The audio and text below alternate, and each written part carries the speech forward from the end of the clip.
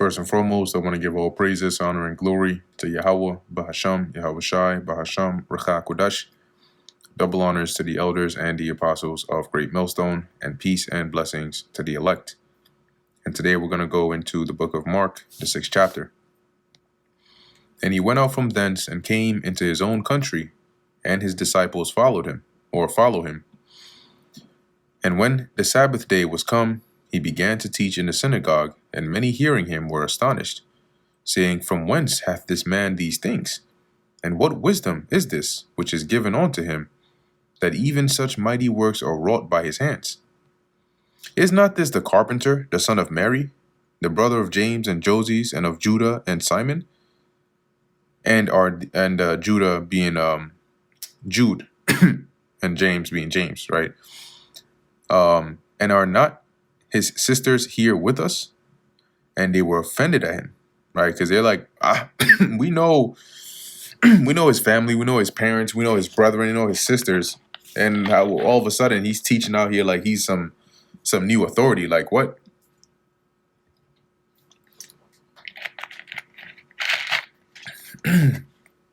But Yahushua said unto them,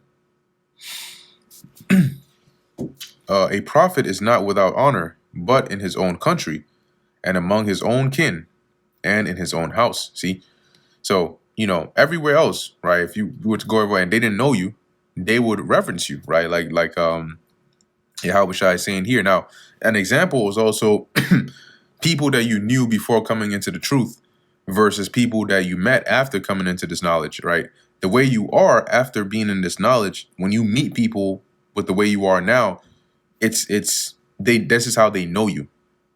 But those that knew you before, they always still have that part about them, which is like, oh, you, in their minds, you changed, right? Now you're acting like you're this and this and that, because they knew how you were before. And so, like I mentioned before in one of the previous chapters, that familiarity blocks oftentimes a lot of people from looking more at the spiritual. And that's why Yahushua made that statement. And he could not do there do mighty work, save that he laid his hands on a few sick folk and healed them. And he marveled because of their unbelief. And he went round about the villages teaching. And he called unto him the 12, and began to send them forth by 2 and 2, and gave them power over unclean spirits, and commanded them that they should take nothing for their journey, save a staff only, no scrip, no bread, no money in their purse, right? And because they would be taken care of, they didn't have to worry about those. The Lord would provide. But be shod with sandals, and not put on 2 coats, that is taking a change of raiment. And he said unto them, In what place soever ye enter into an house, there abide till ye depart from that place. So when you go and you're received, whatever city you go into and you're received, stay in that house, that same house you're received, until you leave that place. And whosoever shall not receive you, nor hear you, when ye depart thence, shake off the dust under your feet for a testimony against them. Verily I say unto you, it shall be more tolerable for Sodom and Gomorrah in the day of judgment than for that city. Meaning that city that refuses to accept you or accept his word, just cast the dust off your feet, right? Symbolize that, you know what? They refuse to accept the word. And the Lord is saying in the time of judgment, what happened to Sodom and Gomorrah would be, Sodom and Gomorrah would be considered well off compared to that city. And they went out and preached that men should repent. And they cast out many devils, and anointed with oil many that were sick, and healed them. And King Herod heard of him, for his name was spread abroad. And he said that John the Baptist was risen from the dead, and therefore mighty works do shew forth themselves in him. So he thought that Yahushua was John the Baptist who had, come back from the dead. Remember, John the Baptist was beheaded at the request of Herodias' daughter. And Herodias was the wife of Herod's brother. Okay, and then he married her. And then he got rebuked by John, and she got mad. And so one thing led to another. John was thrown in prison at the request of Herodias' daughter. They beheaded John. So he's saying here, oh, this is John rising from the dead again to do all these things.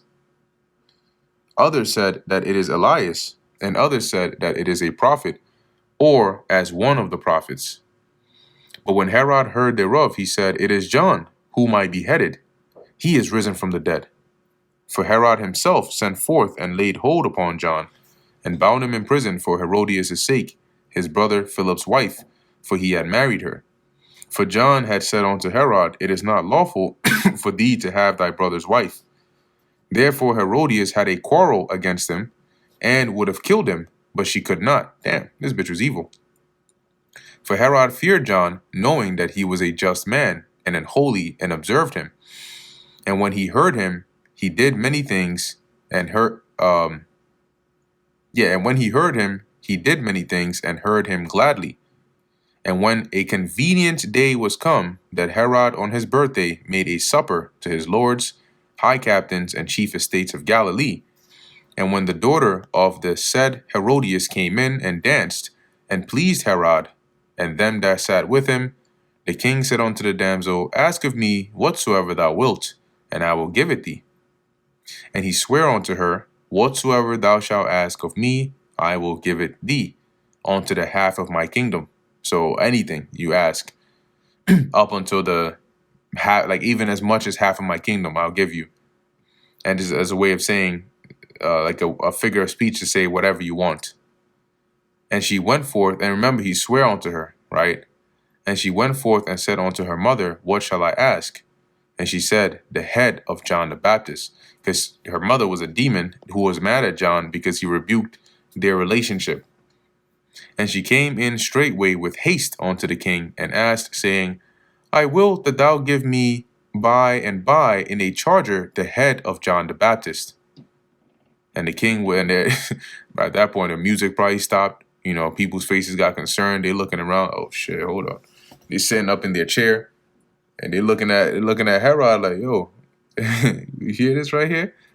But he had already, that's gonna say, and the king was exceeding sorry, yet for his oath's sake, and for their sakes which sat with him, he would not reject her. And immediately the king sent an executioner and commanded his head be brought, and he went and beheaded him in prison.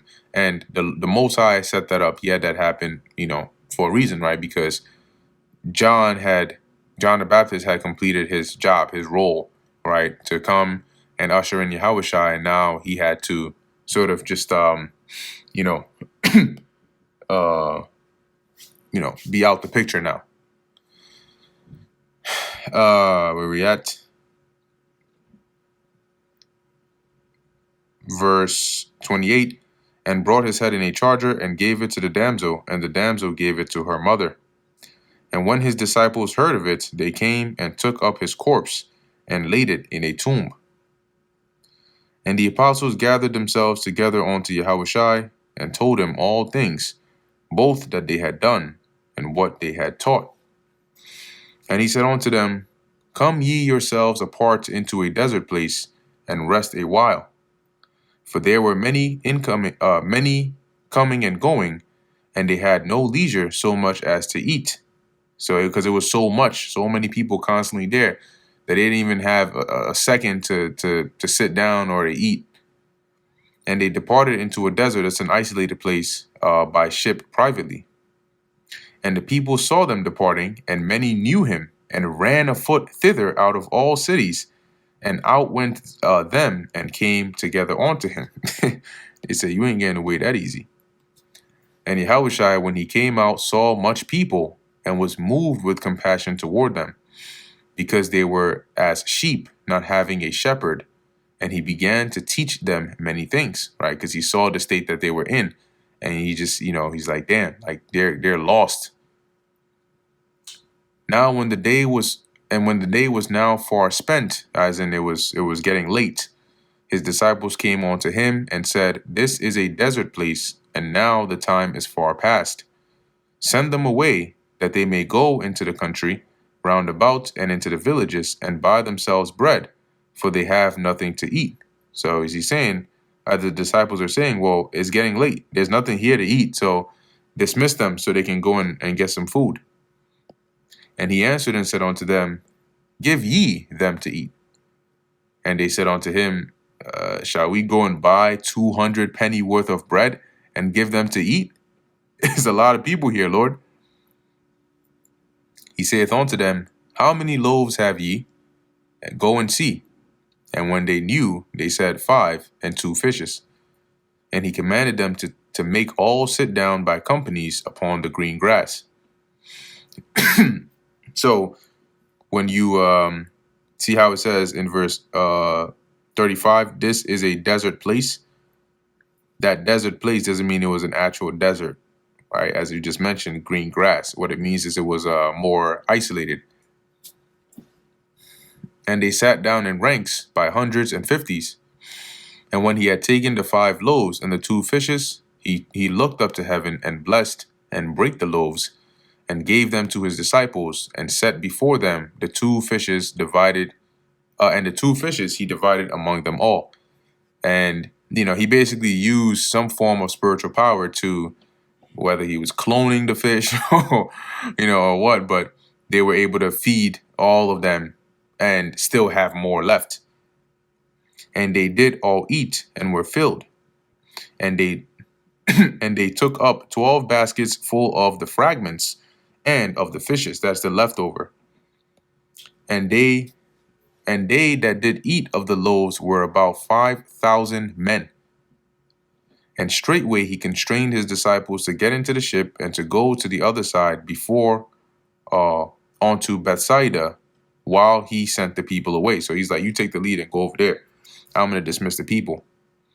And when he had sent them away, he departed into a mountain to pray. And when even was come, the ship was in the midst of the sea, and he alone on the land. And he saw them toiling and in rowing, for the wind was contrary unto them. And about the 4th watch of the night, he cometh unto them, walking upon the sea, and would have passed by them. So they're basically trying to get the ship under control. They're rowing and trying to get it to go in one direction. And we're talking about in the AMs, the wee hours of the night, you just have Yahushua walking on the water coming to them. So he was getting closer and closer. And when they saw him walking upon the sea, they supposed it had been a spirit, because it's dark, it's late. And now you just see somebody walking on the water. You're like, yo, and cried out. For they all saw him and were troubled. And immediately he talked with them and saith unto them, be of good cheer, it is I. Be not afraid. So you good. Calm down. Calm down. Who's crying back there?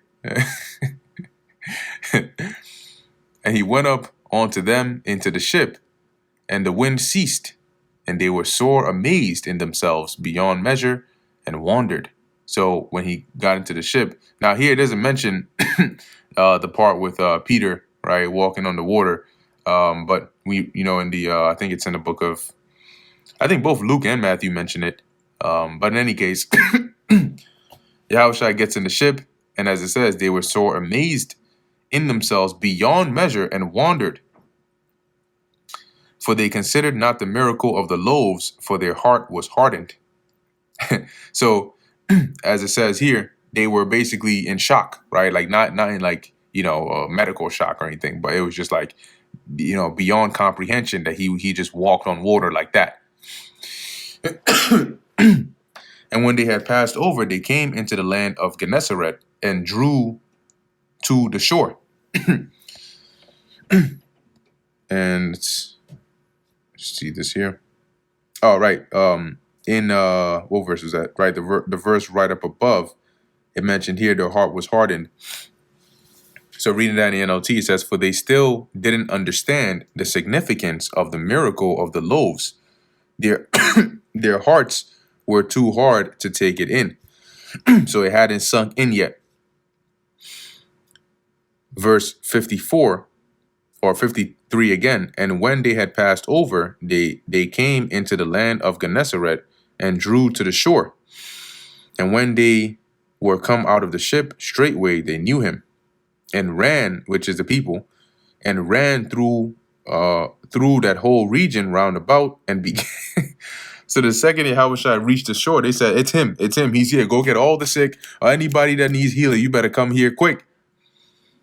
Round about and began to carry about in beds those that were sick where they heard he was. So wherever they saw he's over there at the shores of Gennesaret, the next thing you know, everybody is ready. And whithersoever he entered into villages or cities or country, they laid the sick in the streets and besought him that he might touch, that they might touch, if it were but the border of his garment. And as many as touched him were made whole, so they were healed. And that brings us to the end of the book of Mark, the 6th chapter. Lord willing, that was edifying to the elect. In closing, I want to give all praises, honor, and glory to Yahweh, Bahasham, Yahweh Shai, Bahasham, Rachah Kodash. And until next time, Shalom.